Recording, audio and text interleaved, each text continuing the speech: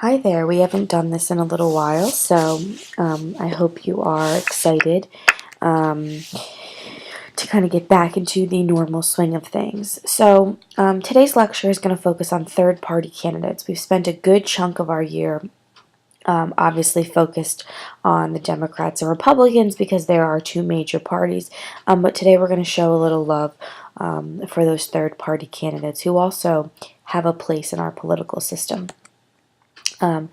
Before we start, we have to, of course, talk about, where these two major parties emerged from and where this two-party system kind of stemmed from. So earlier in the year, we spoke a lot about when the Constitution was being written and then, attempting for ratification. We talked about the Federalists and the Anti-Federalists. And if you want to be technical, those were our two first political parties. But there's going to be lots of little minor third parties who stem up, within the Federalist and Anti-Federalist time frame. But it's really not until Jefferson takes office that he's going to really put a different name and stamp on some of those little minor parties. Jefferson's going to call his group the Democratic Republicans. How ironic, right, today. And that's going to kind of be a major focus. But again, there's going to be lots of third-party parties along the way. In 1828, a group of people who associated themselves with Jefferson's party are going to kind of branch off and break away. They tended to be farmers and small business owners, and they're going to support Andrew Jackson as their candidate. To them, he's really stood for the common citizen.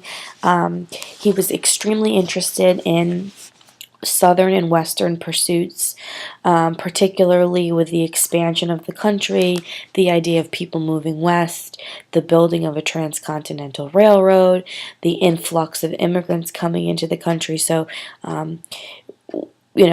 Jackson was kind of a terrible guy. I mean, he did terrible things to Native Americans, but in general, he's sort of attributed for being the average, your everyday politician. If you want to talk about plain folks appeal, that was kind of what he ran on, this idea of being just the common man. The people who didn't support him decided to form their own party, and they called themselves the Whigs, and that was named after a Scottish political leader. But what they really were, and what we would call them today, was the National Republican Party. And so for a long time, it's going to be the Whigs and the Democrats who make up our two key parties. And they're going to do that for, several decades. Where this whole Democrat-Republican thing, where it really solidifies, and these are the only, in some respects, people think, two choices, is going to be right around the time where the country's arguing Great Compromise era. This is sort of our headway into the Civil War.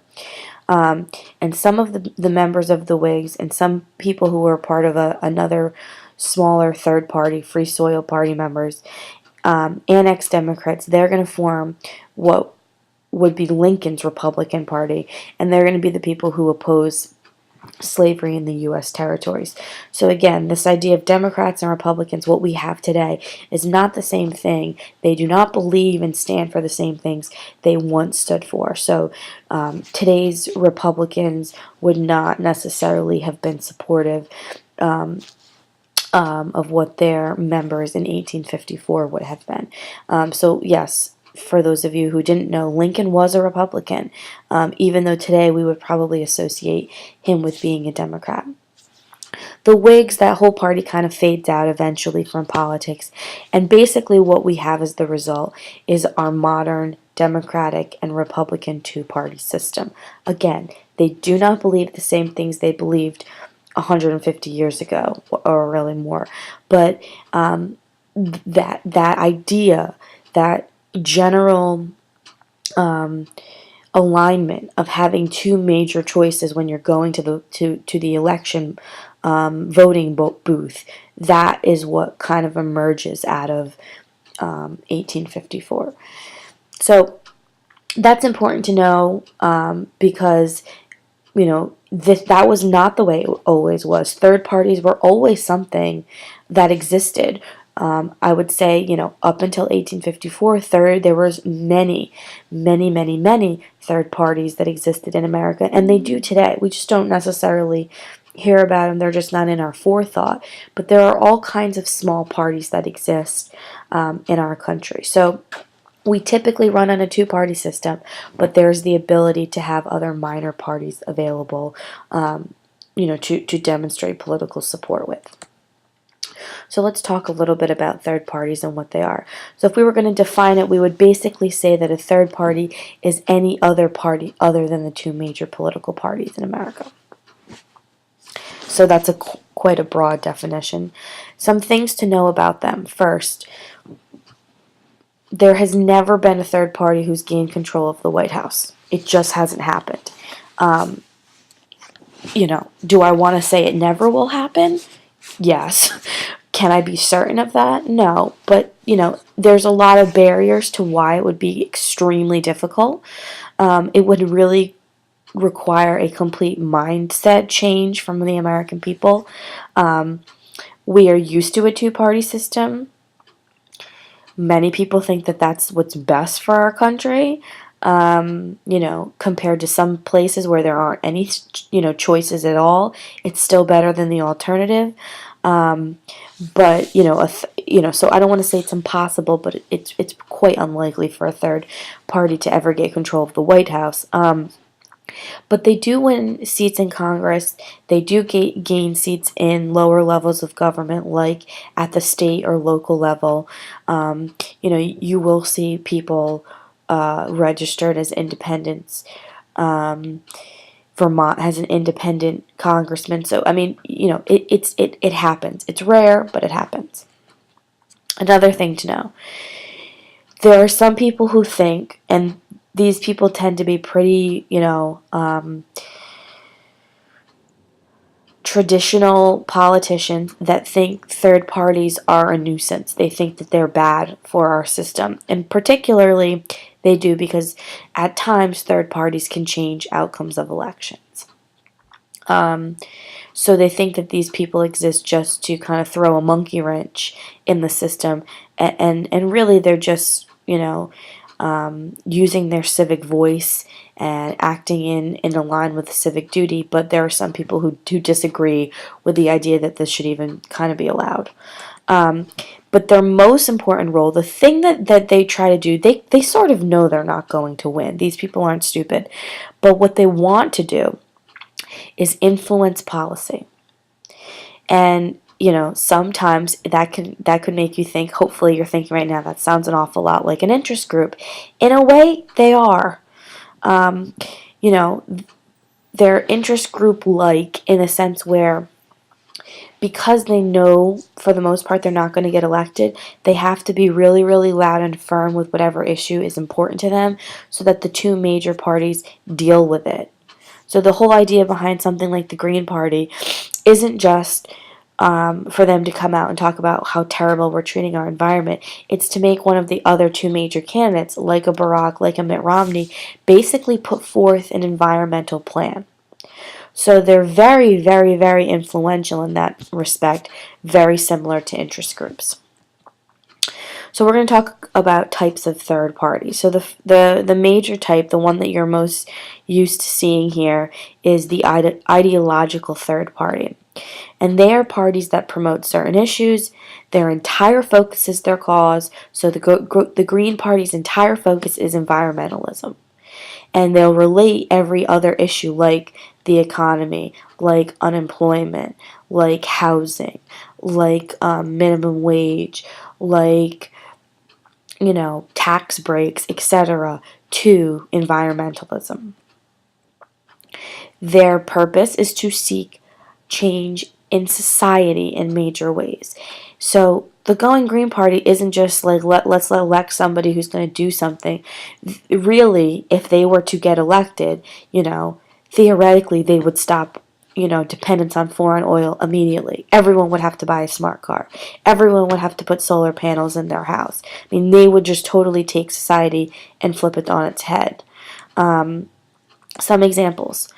the Prohibition Party, the people who got alcohol to be prohibited in the early 1900s with the 18th Amendment, they were third party. Okay, now that's an example of a third party maybe not being elected into office, but really using influence to change things. I mean, it formed out of something called the temperance movement, if you remember, and these were people, particularly women, who wanted to remove alcohol because they thought it was ruining the American home. Men were spending their paychecks. It was causing a lot of domestic violence, and so how to deal with the problem? Well, you get rid of and you ban alcohol, and they did.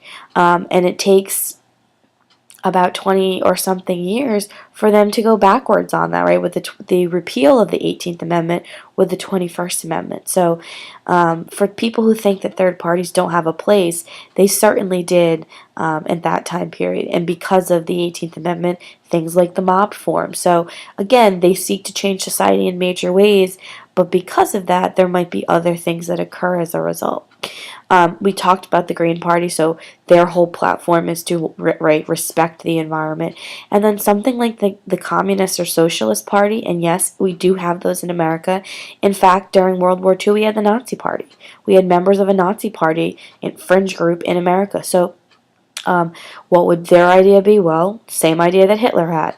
What would the Communist and Socialist Party be? To nationalize industry, focus on economic equality, and also get rid of our whole system of capitalism, right? Everyone gets paid the same wage, lives in the same kind of house, drives the same kind of car, etc., etc.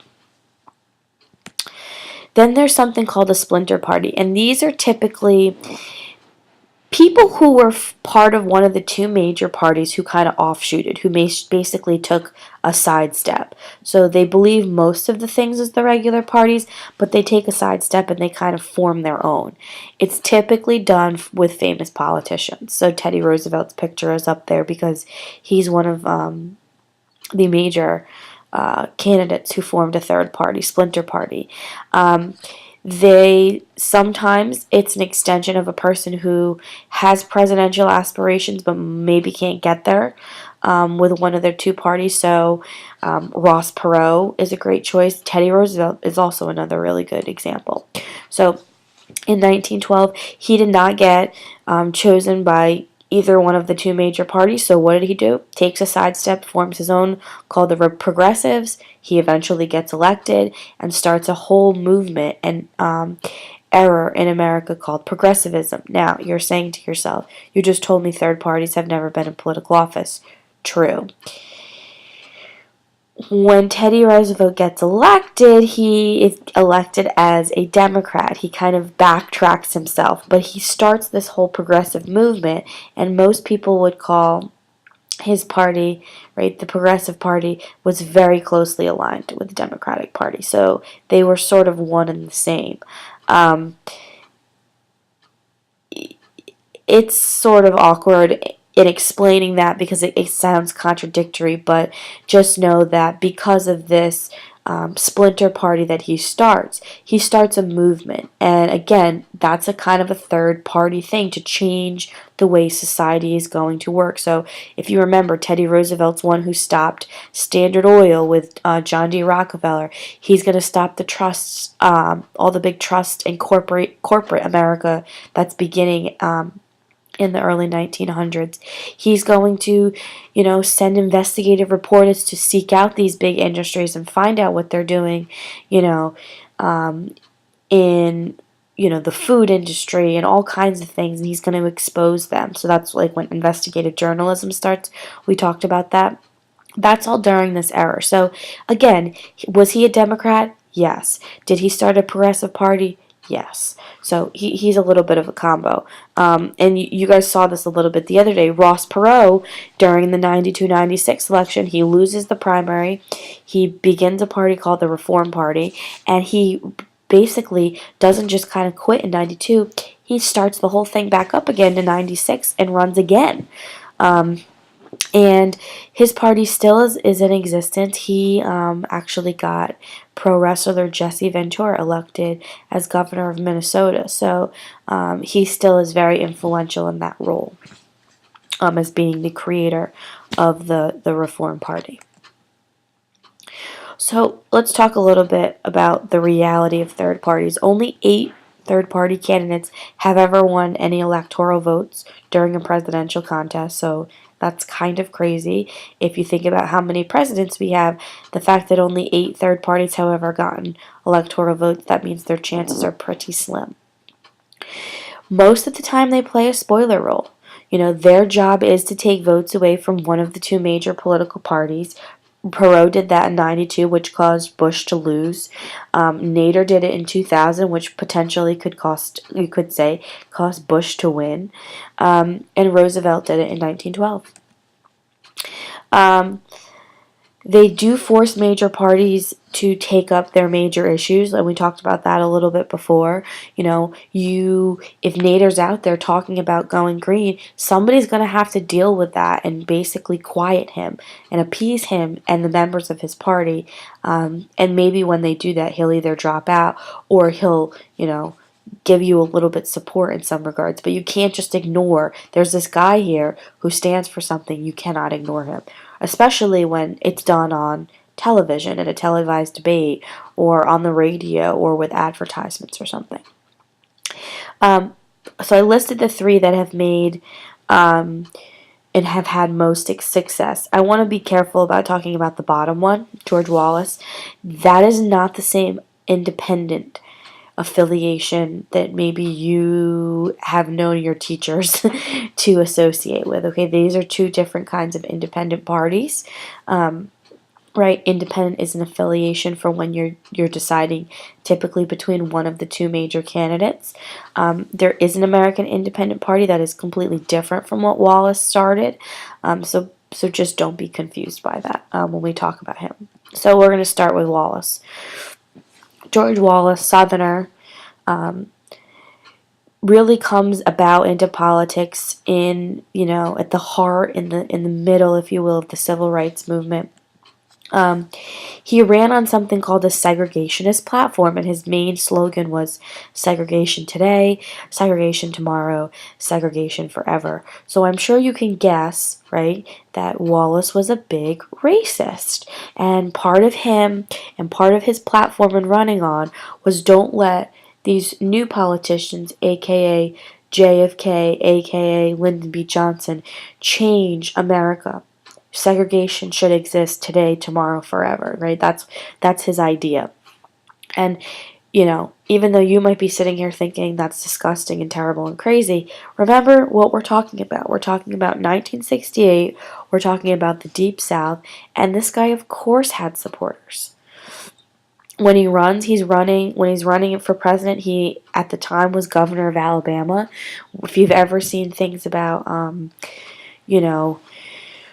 the student sit-ins in Alabama, or when they would sick the dogs and the fire hoses on people protesting and, doing like the march from Montgomery to Selma, that was Wallace's doing. That's the guy. That was the governor who ordered dogs to be, attacking children and the water hoses and all of that. He did win 46 electoral votes, which says something interesting about America. He wins 13% of the popular vote, and he almost because of the electoral votes, he almost sends the tie for president to the House of Representatives because it's so darn close. So again, when you talk about third parties taking away votes from the major candidates and potentially changing the outcome, that's the kind of thing you're talking about. Now, he wouldn't have won, but the fact that he would have gotten the vote sent to the House to break the tie anyways is kind of crazy. It causes Nixon and Reagan to have to oppose bureaucracy and endorse state power. So in other words, that was another major thing that he runs on. He wants to end government jobs being given to friends and cronies, and particularly also the federal government overseeing so many aspects of the country. So that's a federalism idea, right? And he instead wants state power. So don't tell us that we have to end segregation in America. Tell us that state by state can decide something like that. So big debate about federalism and what role that plays during the 68 election. Perot. 1992, 1996. He qualifies and gets put on 50 of the state ballots in 92 and 96. You actually have to petition to do that to make sure your name will go on the ballot. So Perot was able to do that. He finances his campaign basically on his own. He's extremely wealthy, was an extremely wealthy banker and businessman. So he didn't have to deal with a lot of the finance issues that third parties typically face. He did start receiving some public money in 96 to back himself. In some respects, our Jessica Hansen candidate was a little bit like Perot. So she was based on him in a little bit. So if she had won, she really it would have been super rare because of her third party status. Now, I wasn't surprised when people picked Jessica because lots of people liked Perot. He was kind of this old soul, quirky guy, said really wonderful things, and it was kind of hard not to like him in some respects.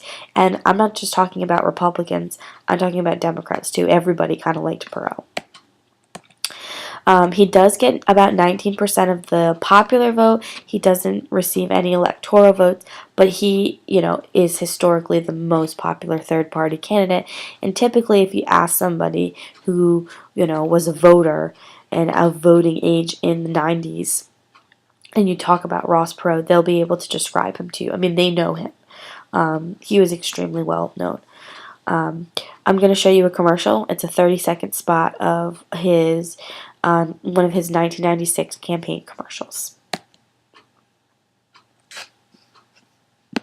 There are 27.5 million veterans in the United States. And there's one more battle to fight. We have to take our country back from the special interests. Don't waste your vote in 96. Just vote for Ross. Because you own this country. Next guy, Ralph Nader. You've probably seen him. He's also extremely popular.